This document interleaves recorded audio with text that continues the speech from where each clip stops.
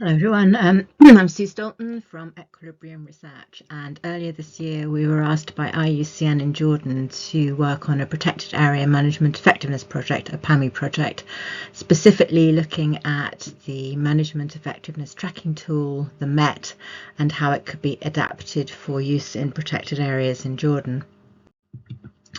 To do this, we undertook 5 main steps for the project. We initially looked at what management effectiveness assessments had been undertaken in Jordan in the past and what different tools they'd used.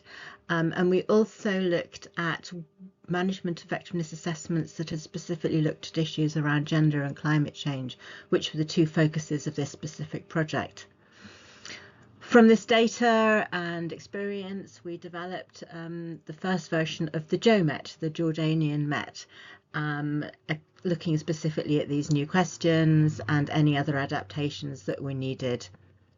This initial JOMET was then field tested in 3 sites in Jordan. A workshop was held in the country for these 3 sites, and then they worked their way through the MET, which is in an Excel format questionnaire. Seeing what adaptations were needed and what changes were needed as we move towards finalising the new JOMET. The Equilibrium team, myself, Hannah Timmins and Nigel Dudley, then visited Jordan earlier this summer. It was fantastic to be back in such a beautiful country at a beautiful time of year. We talked to all the sites that had field tested initially the JOMET to work out what had worked, what hadn't worked, where we could make additional adaptations to ensure that the JOMET was suitable for use in Jordan. These were then made, and we held a 4-day workshop with just under a dozen sites to introduce the MET, how it works, how the results can be used, how it links with other processes within Jordan. And we also carried out an initial assessment of all of the sites present using the JOMET. So from all of these processes, the JOMET was born. Specifically, as I say, the changes to the MET related around adding additional gender components to the attribute sheets, additional climate components to the threat assessments, and all in all, an additional 6 questions specifically looking at gender and climate issues. As I said at the workshop, we did do an initial assessment of all of the sites present.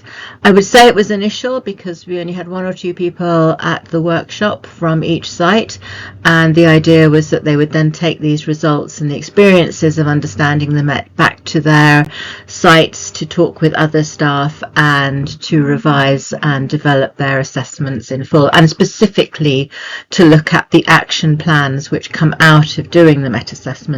The whole point of doing PAMI assessments is to see where gaps are in management effectiveness and to develop action plans to improve those gaps.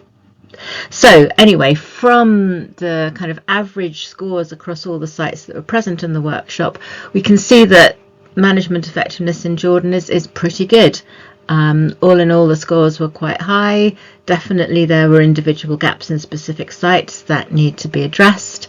As is often the case, the inputs were one of the relatively low issues as opposed to planning, which was very good.